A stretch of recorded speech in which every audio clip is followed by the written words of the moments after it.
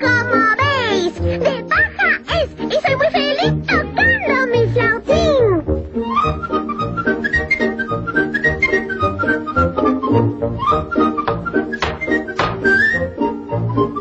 Yo voy a construir mi casa como veis, de madera resistente, lo hago muy rápidamente y toco mi violín.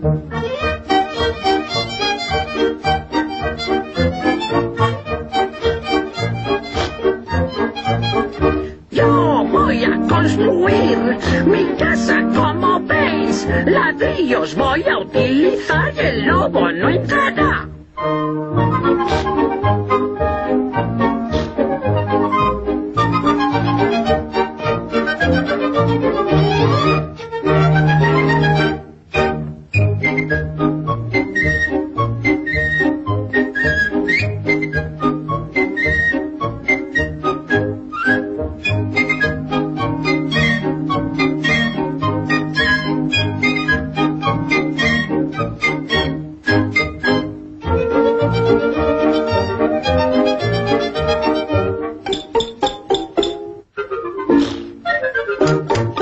No tiene tiempo de jugar, de cantar, de bailar, solo sabe trabajar.